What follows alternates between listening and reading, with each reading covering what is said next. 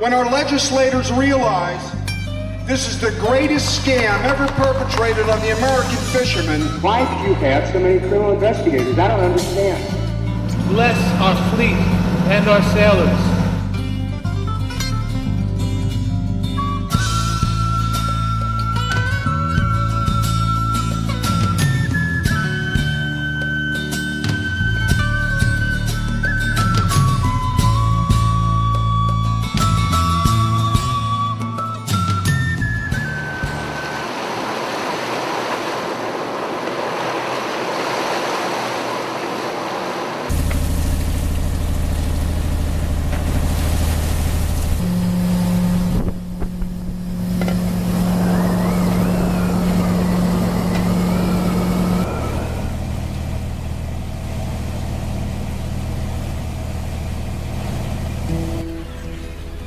Maybe the last of their kind.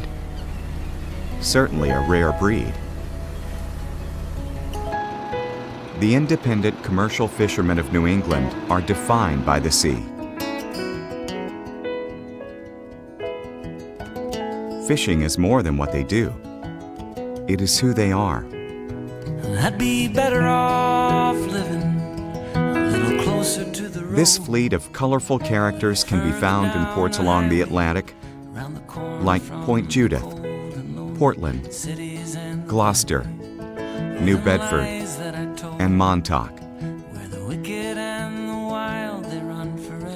From here, they access the fertile ocean along the continental shelf. They get washed up in the rain, a million miles from nowhere. No one cares where I've been, or how I got there, or who I call a friend. If I'm coming, or if I'm leaving, or if I'm staying. So let me go now. It ain't easy. With methodical repetition every week of the year, boats leave the safety of their home ports in the middle of the night.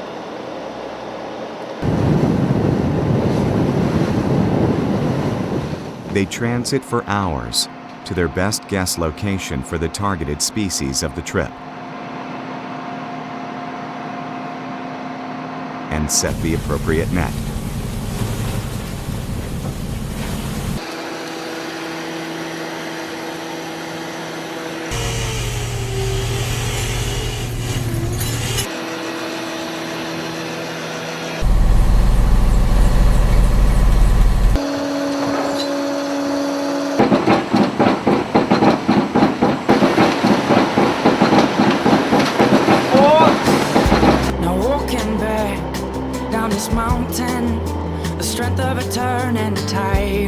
So soft at my skin, yeah, the sun's so hot upon my side. All looking out at this happiness I search for between the sheets, or feeling blind to realize all I was searching for was me.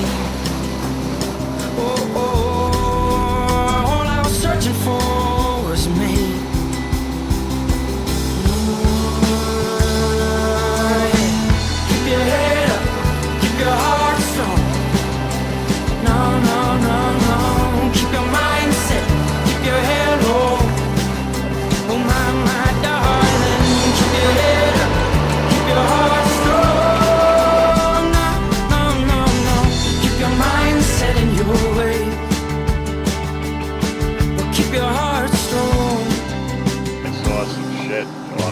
Riding around here. See, there's a little bit here now, see? Yep. Right here. Yep. A little bit of stuff.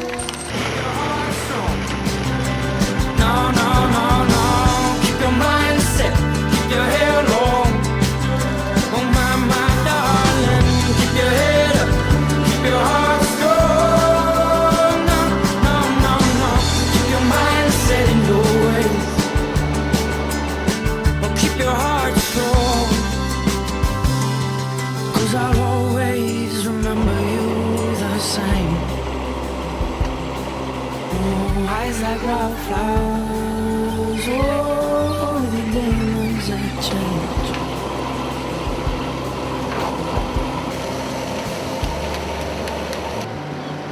Hey, not much here this morning. 4 baskets. 4 baskets of fluke. Yeah, we didn't get shit. I only went a half an hour there. Got maybe half a basket of fluke and maybe a couple baskets of scup. That's it. Yeah, I don't know. We didn't have much here, so. This simple act of harvesting fish from the sea has a long tradition in New England waters.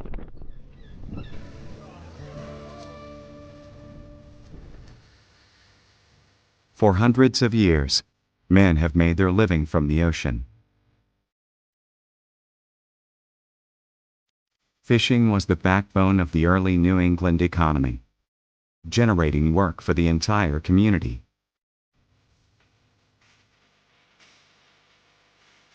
Fishing formed the fabric of coastal life. Hard work in the face of danger, and compassion for the fellow man, trademarks of Yankee spirit, came from the fishing community. Reputations of selfless stamina and fortitude were built by legendary characters who regularly faced danger square in the face.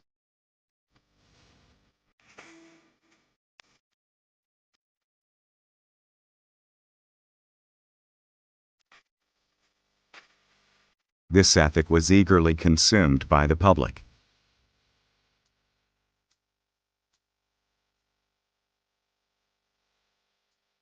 The air was choked with spray, which the gale was picking up to windward and carrying across and down the steep deck in almost solid masses.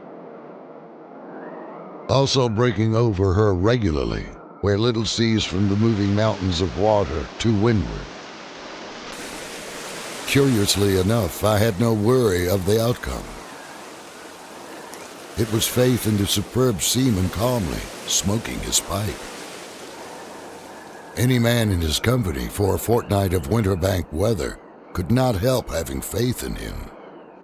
Of course, something might happen, but with such a man in charge, whatever happened, it could not help happening.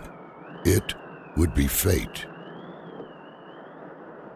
The important legacies of early fishermen are not lost. Beat the drum slowly, play the fife merrily, sound the dead march. But join today with the current generation of fishermen. Take him to the graveyard, fire 4 volleys o'er him, for he's a young sailor cut down in his prime. At the foot of the street, you'll see too. Fewer in numbers than their ancestors, today's New England ground fishermen face greater obstacles. Government figures place their job as having the highest death rate of any profession.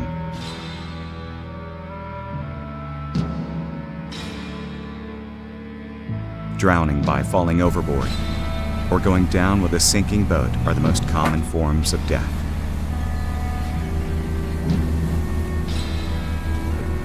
But talk to any fisherman today, and the topic will no doubt turn to regulations. How many fish you have to waste to keep fish? It's ridiculous, you know, for all the regulations. The Northeastern Fleet is the most regulated fleet in the world. So I guess that's what it gets down to. It's the change is you're not allowed to keep pretty much what you catch. The rules and regulations have turned and put the commercial fishing industry out. Right now, everything is restricted. You know, you're allowed to catch X amount, and they have quotas. You can't catch a lot of stuff. See, fish have a cycle. Fish will come, fish will go. I've seen summers here you couldn't catch enough to eat, but you went and caught something else. No, there is no rhyme or reason to what happens in the ocean. I've been out here most of my life, and I have yet to figure it out. Today's regulations require fishermen to discard most of what they catch, dead or alive. They are only allowed to keep a government-set quota for the targeted species. Prior to 1976, fishermen just fished. They targeted a specific species, caught what they wanted, and sold it. All that changed in the 1960s when giant foreign factory ships showed up off the United States coast, harvesting quantities of fish that would soon decimate the fishery. To stop this, an international treaty was drawn up, excluding foreign vessels from fishing within 200 miles of the United States shoreline. At the same time, the Magnuson-Stevens Act was established, giving the federal government responsibility of managing all coastal fisheries. The act created 8 regional councils. Each council must determine how much fish can be caught in their region, based on the best available scientific data. At present, we now have 10 national standards. Those drive what are contained in fisheries management systems. Estimating fish populations is one of the Council's most important and most difficult tasks. Councils are supposed to make sure that the fisheries achieve optimum yield, which is maximum sustainable yield as adjusted by any social, economic, or ecological factors. Much of the data used for fish stock assessments comes from government-run boats. Fishermen say the scientists aren't as good as them at catching fish, so the data is inaccurate. A discrepancy exists between what fishermen see on the water and what scientists say is in the ocean. Oh yeah, there's plenty of fish out there. Right now, there's more fish than I've seen. Fish population assessments are not exact and contain uncertainties that can swing numbers up or down. In the 1990s, cod were considered overfished. In 2008, after years of strict regulations, the cod assessment came in at over 17,000 tons, well on track to the targeted rebuild level. Just 3 years later, in 2011, the cod assessment came in at less than 10 tons, an unexplainable reduction of 50%. Fishermen believe 8 tons of cod can't disappear in 3 years, and blame the assessments. To maintain their rebuild timeline, the New England Fishery Management Council may have to close the cod fishery completely, with disastrous consequences to the fishing industry. These large and frequent swings in assessments and catch limits create a level of distrust of the fish management process by the fishermen. Public opinion of depleted fish stocks has been influenced by a handful of articles in major publications, which critics claim are mere headline grabbers. Many of these articles were based on inaccurate, misinterpreted, or unreviewed data. A 2004 article in Science magazine made the broad claim that all fish would be gone from the ocean by 2048. The author soon retracted the statement, though the article is still widely quoted as fact.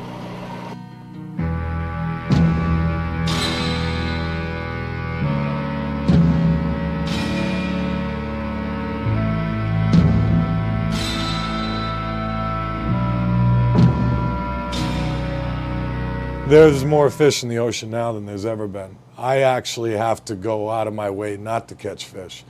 You go out here and you're going to have 10,000 pounds of striped bass, and I'm allowed to keep 21 fish. You know, we're so limit-based, everything's limit-based, that we go to one place and we catch that, then we move to the next place and we catch that limit. And when you add it all up at the end of the week, it's still not enough to make a profit. We've read so much about the collapse of New England groundfish that when we actually looked at the data, and what you find is that the abundance of groundfish in New England has increased 6 times since the mid-1990s. The one fishery where the New England Council has had some problems recently is with groundfish. And the science for groundfish has had some problems and some uncertainties and some major changes to in the sense that it's been revised periodically, and we found at times when we thought we were doing well, we found that we would find out later that we were not doing as well as we were led to believe from the scientific reports. We've done nothing but cut back, and as a result, we have abundant fish stocks across the board, yet we can't get into those fish stocks because if we get into them, we catch more than we're allowed, then we're penalized for it. You know, we import probably, I don't know, it used to be 85%. That was many years ago. I'm sure it's 90-something% of fish now. You don't know what you're buying. There's no such thing as fresh fish.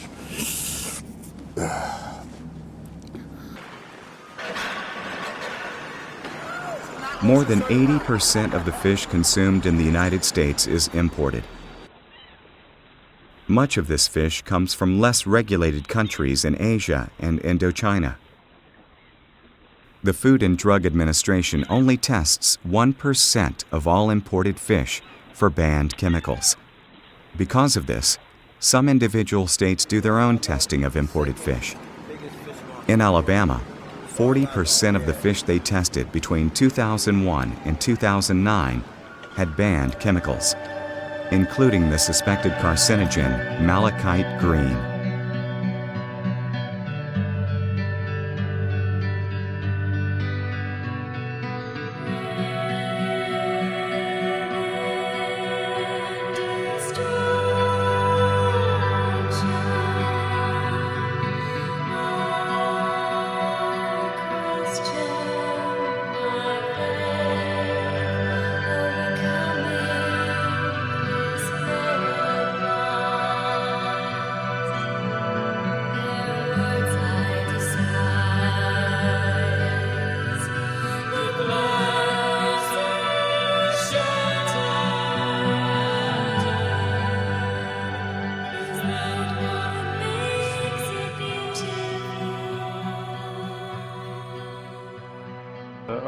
The draft Framework 47 document and the Framework 47 decision document. Since the last council meeting, aside from the sector workshop in Portland, the PDTs met twice, the committees met twice, and the groundfish advisors and recreational advisory panel have each met. Tom's got a short presentation summarizing the proposed measures in Framework 47. And following any questions, I have about 20 committee motions, including, and this includes some motions that will defer measures to another action.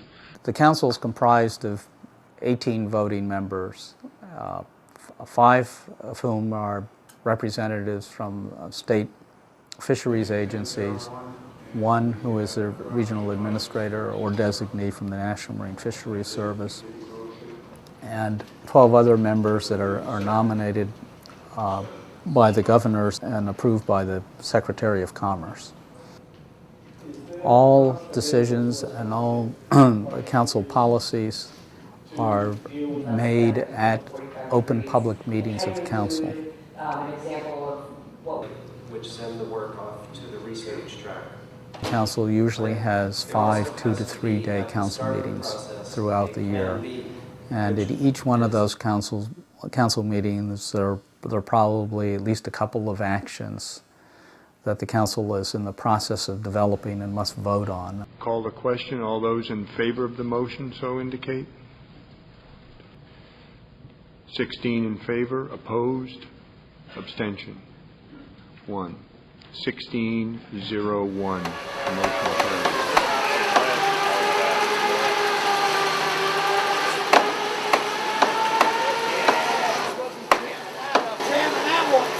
Look at the fucking water coming out. Yeah, well, it came out like that before. Yeah, well.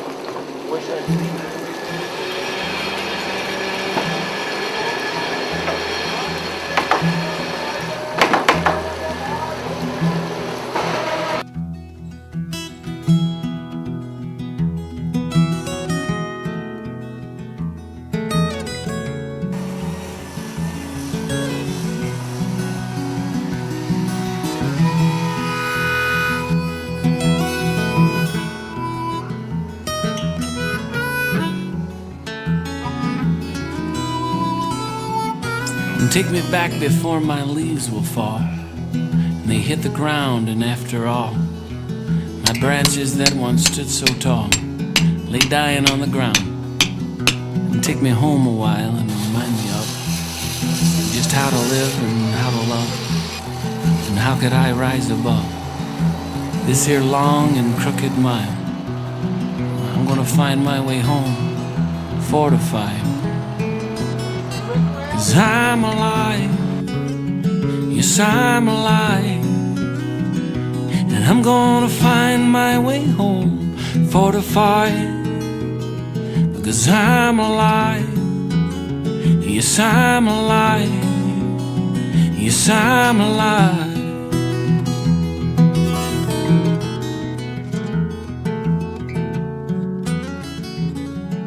You know, I'll see it all going in my lifetime. People like my size and the independent guy, he's going to be gone. There's no way he can stay in it. And forgive me if I wander where my lines get crossed and my soul is bare. Nobody else is standing there, just me on shaky ground. 'Cause in these rooms and slanted walls, no beginning ends. It's my life, I don't know anything else. I'll speak my mind, 'cause after all, I'm the Born and brought up into it. Myself, my brother. find my way home fortified. Yes, I'm alive. You know, I love this stuff. I love it. I don't know what else I'll do. I don't think I've ever had a real land job. The whole thing about it is you're independent. It's you. My main thing is I enjoy it. You know, it's something I look forward to waking up to. You know, what people need to understand is it's not just a job. It's a lifestyle. It's the fabric of what makes a fisherman.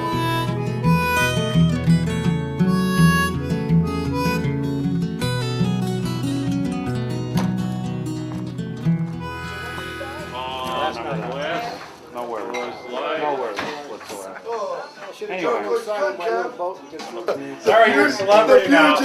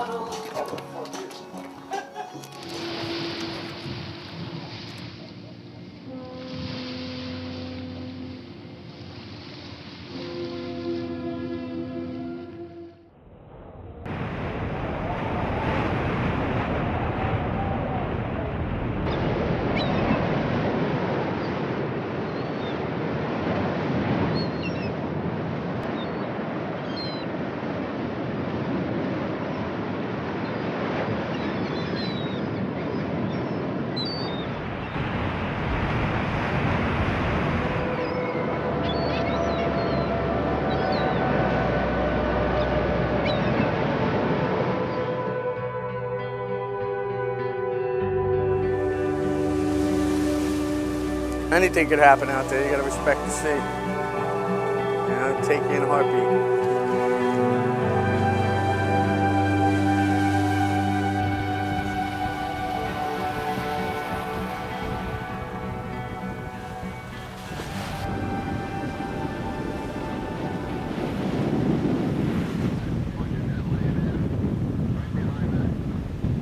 Jerry kept going up with the outrigger. And I come out of the mudroom, I look at the stern and we're like this. I'm like, what the hell are you doing? Stop, stop. He's like, no, it's okay. I know, it's okay. I'm like, it's not O-fucking-K. Look, just let go of the handle. Look, stop. He's like, no, John's saying it's okay. I'm like, bullshit. I was coming around, I had to come around. And then I was gonna fucking punch him right in the fucking kidney. He couldn't swim no more. He was begging for me. I had to swim, shimmy, slide, and climb down to get it. Then shimmy, slime, and glide back up just to give it a good toss, you know? It was like 20 feet away, and it landed right smack in front of him, buddy. Oh, man.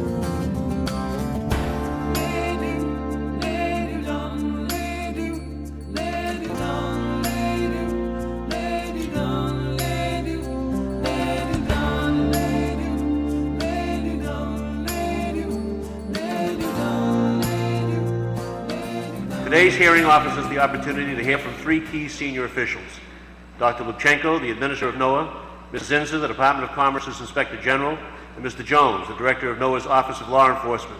My colleagues and I have been hearing now from local fishermen about how they've been subjected to unfair treatment, cited for seemingly arbitrary violations, and charged exorbitant fines. That's why we asked the Administrator to investigate, and that's why she asked the Inspector General for a report.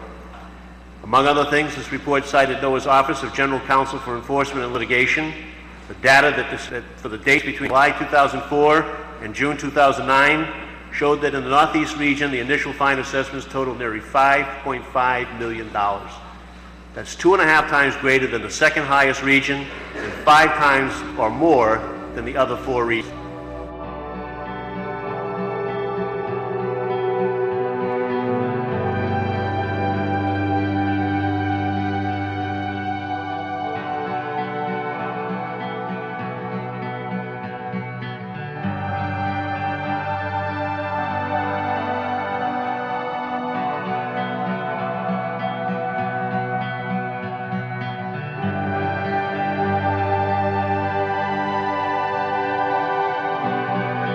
Many fishermen do settle. They settle at amounts they can't afford to pay. Ultimately, 2 years later, some amount comes due. They lose their boats, they lose their homes, they lose the ability to put their children through college, and they lose an important part, we lose an important part of our culture. What's taken place is criminal. We've been under Gestapo siege from the Fisheries Service law enforcement. They won't give you the right time of day. They come down to the boat constantly with weapons. They're constantly looking for your permits day after day after day.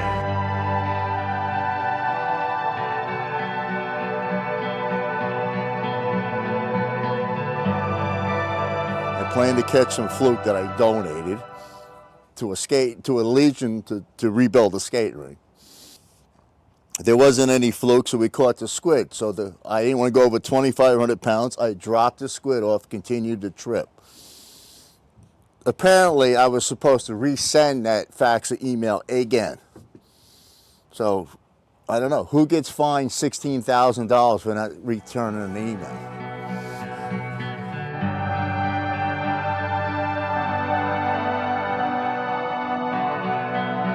We had a period down here a few years ago where they were doing random dockside and boardings with, you had state police, local police, ATF, DEM, National Marine Fisheries, INS, the task force going around the dock, pulling up in 3 or 4 black Suburbans, getting out with automatic rifles, holding, and boarding these vessels. Vessels that hadn't even been fishing, been tied up for 2 or 3 days.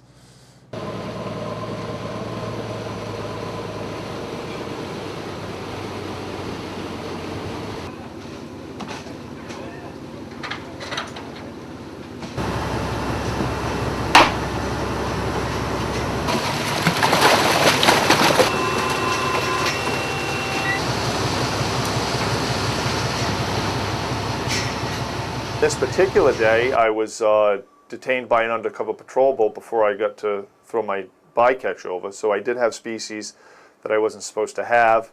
At the time, I felt that I'd get a jury trial, a jury of my peers, and I could explain to them what's allowed and what's not allowed. But I was never able to get a jury trial. You just get an administrative hearing. Bottom line is I owed the government $50,000 for this first-time violation.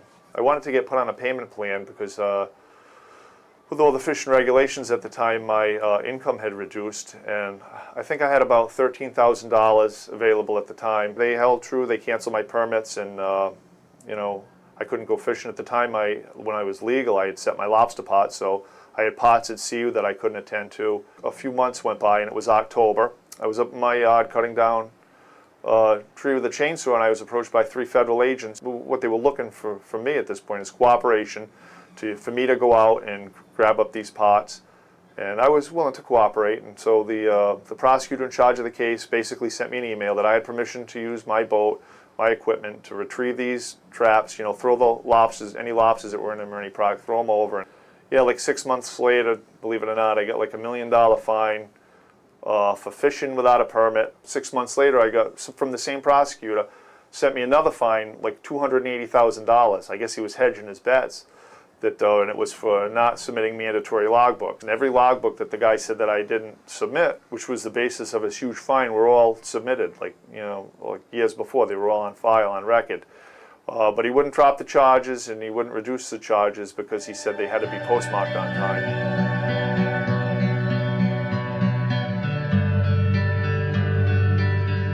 The Office for Law Enforcement did not maintain customary internal controls over the asset forfeiture fund. Are you pretty sure that asset forfeiture fund was run on the up and up, no problem? Yes, I'm very confident of that. The fund expenditures are spent in the same manner and with the same protocols as are the other appropriated funds within NOAA. Yesterday morning, I contacted the Commerce Department Inspector General to request a copy of a copy of their report on NOAA's purchase of a $300,000 luxury boat. It would be bad enough if they had purchased this boat with taxpayer dollars, but they didn't.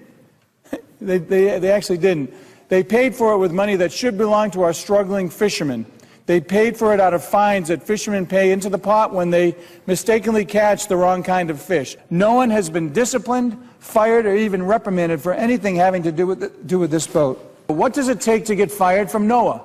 We have the abusive treatment of fishermen resulting in the decimation of fleet, investigations motivated by money, improper fines leading to foreclosure and bankruptcy, shredding parties destroying 75 to 80% of the required documents before an investigation, lying to the IG, discouraging cooperation with the IG, misleading members of Congress, the $300,000 party boat, $12,000 in party boat expenses, paid with fishermen fines, $30,000 engine destroyed by NOAA, employee on his weekend vacation, and no one is held accountable, Mr. President.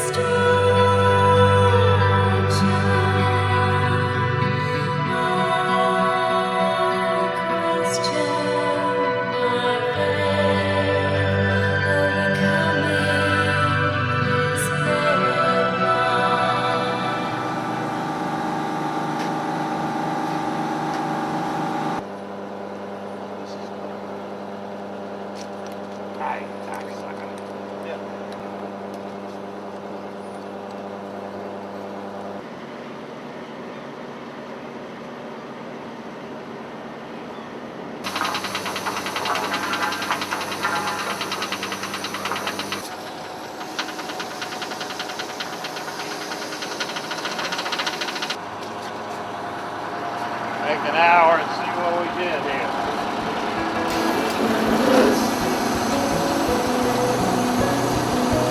I'd be better off with 80 years and no regrets.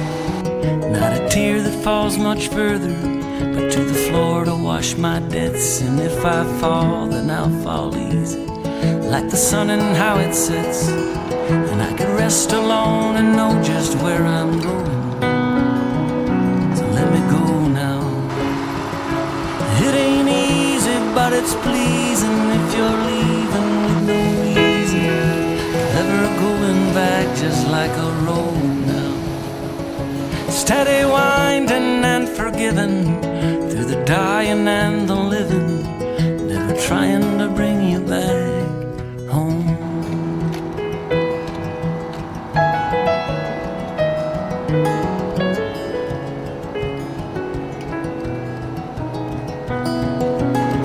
See what happens this one.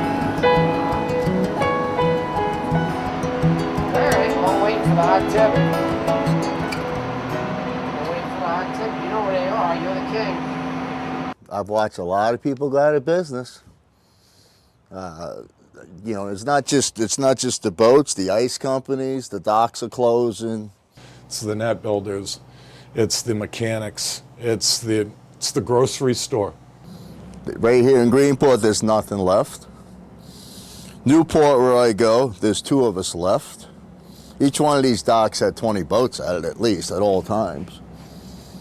Unfortunately, what I see is the fleet being reduced down to just a handful of corporately owned boats, and You know, I don't think you'll find a harder working people.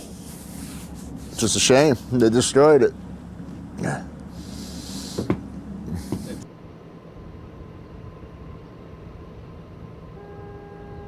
What happens is they've allocated such little fish to the mom and pop operations that these crumbs aren't enough to sustain these guys. But these bigger vessels, they buy up all the crumbs, and if you have enough crumbs, then eventually you have a cake.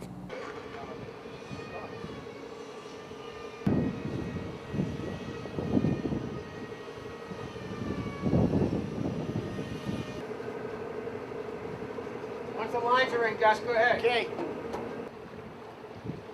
I mean, I think a prerequisite to being a fishing boat captain is being eternally optimistic, but I don't know. I just, unless the public, you know, can become aware of what's really happening and get some of these laws changed and some of the mindset of what's actually happening out here straightened out, I really don't see it changing.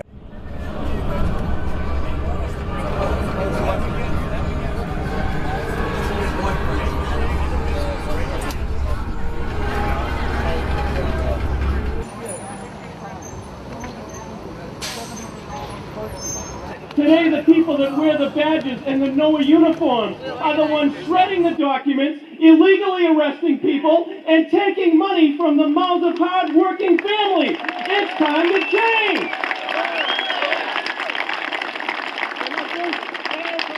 The Magnuson Act tells us that Congress has determined that we manage fisheries, not so that our oceans can be aquariums, but so that they can be the engines of economic activity. So that they can be the place where families go to the ocean and live out a tradition that started in Massachusetts and other places hundreds of years ago.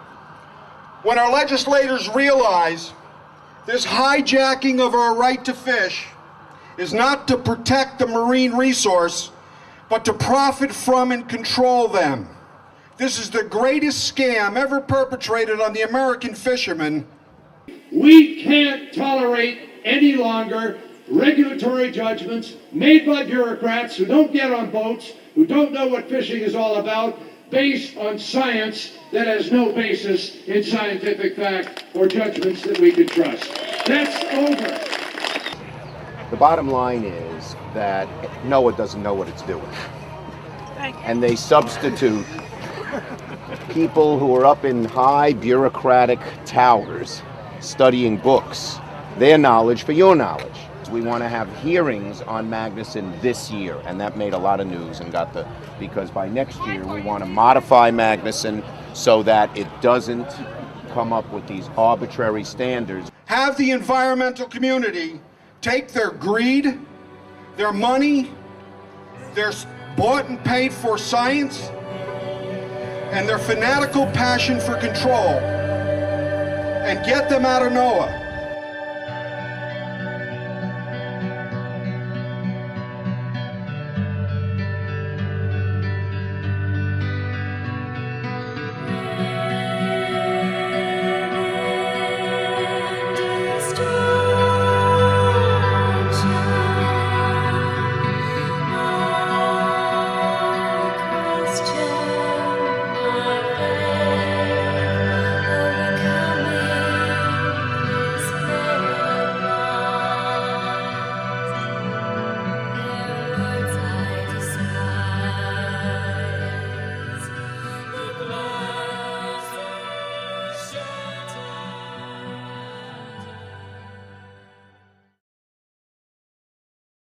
When it happens fast.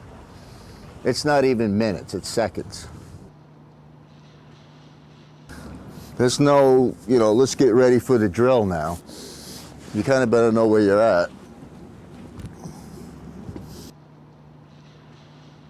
Came up out of the engine room, grabbed a cup of coffee, proceeded into the wheelhouse to relieve the deckhand on watch, and immediately felt that something was wrong with the vessel.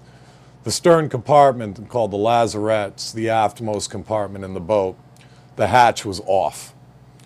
in heavy weather, and we were taking water over the stern. And I also noticed that water was percolating up out of the hatch, so the hatch was already full.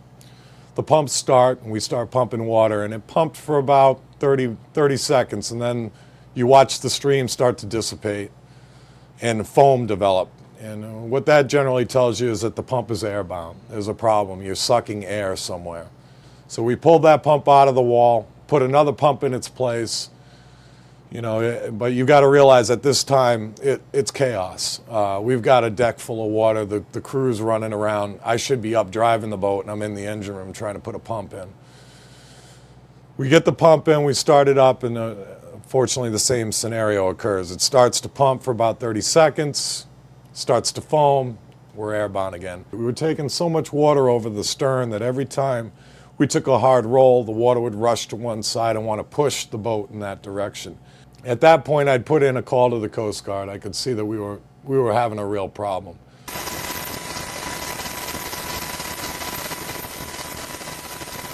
And it's all about, right now, it's all about trying to keep the vessel upright. We were taking very hard rolls in this weather, and stability was becoming a real issue. I had the crew basically don their survival suits and not come back into the vessel. I had them stand by on deck. In case the boat were to roll over, at least they would be flush from the boat and they would have a chance of being recovered in that sea. With the boat moving at 6 knots in a 40 to 50 mile an hour wind, 15-foot sea, they dropped 2 pumps in 5 minutes.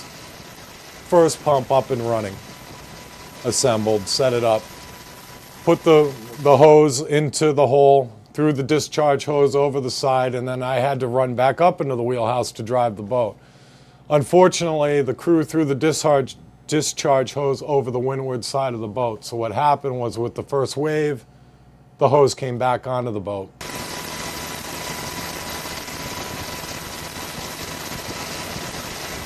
There comes a point that you've got to basically cut your losses and really start thinking about not as much trying to save the vessel, but saving yourself and your crew. Easy back. 12's coming. Hold. In the basket. 4-0, when you're ready, you can send the basket. Patience, clear the vessel. Hold. Patience on its way up. Hey, Ian, leave them in the basket, get the basket stowed, and then send it right back down. Roger. Patience, outside cabin door. In the course of about, I want to say 20-25 minutes, they had plucked all 3 of my crewmen from the water and had them in the helo. Did come to a point where I thought that, you know, maybe I wasn't going to get off. Getting from the wheelhouse off the boat was looking like it was going to be an issue. And that was a hard moment. When you realize that, you know, this could be it. O Lord our God, we ask you to grant rest to our seafaring departed who have gone from our midst. Grant them rest in a place of green pasture where all sighing, sorrow, and suffering have fled away, and receive them into your kingdom. To the Father, to the Son, and the Holy Spirit. Amen.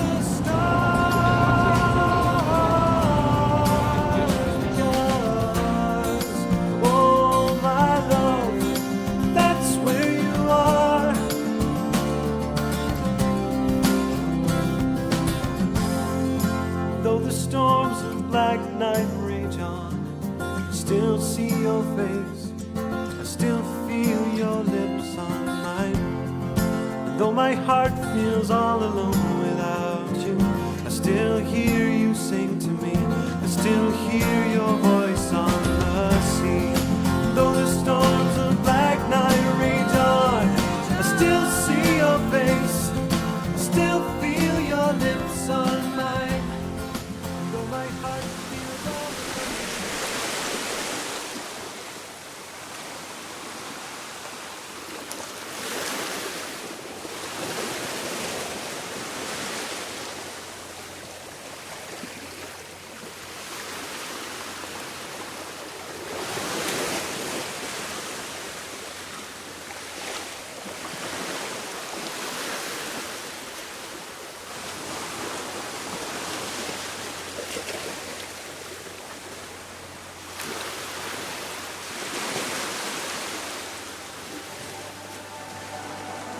and you've written that check, and I didn't think I was getting off that day.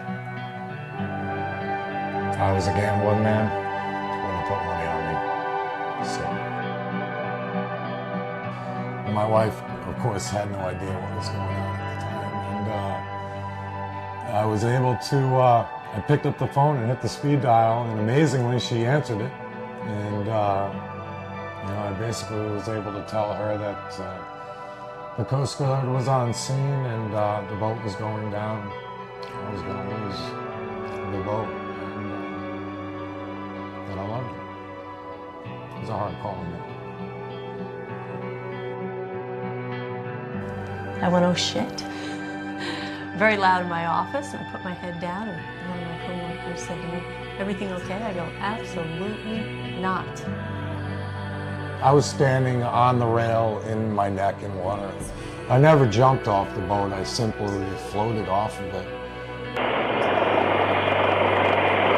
Survivor is halfway up. Nice job, dude, nice job. Survivor is just below the rails. I still have nightmares. I still think about it almost every day. I go over the scenario over and over in my head of what I could have done differently. I make myself crazy over it.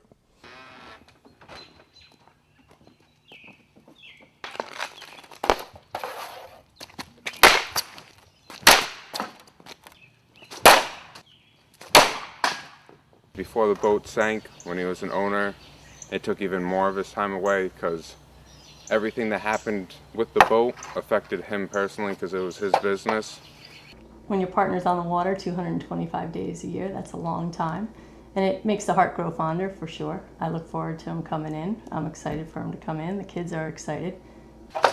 And it's a very dangerous job, so like there's always a risk of him getting injured, and he's gotten injured before. He's broken his knee in 3 places. If you told me 20 years ago I'd be married to a commercial fisherman, I'd say, no way. What is that? With us, family is first and foremost, always has been. It all starts here. You have to be eternally optimistic. Eternally. Because if you're not, with the way that the industry is going, with the way that the prices are going, with the way the economy is going, the way the fuel's going, you have to sit there and go, oh, it's okay. We're still going to make money. These times are changing fast. Oh, but I know what is true. So let this world turn mad, 'cause that's when I turn to you. The tides are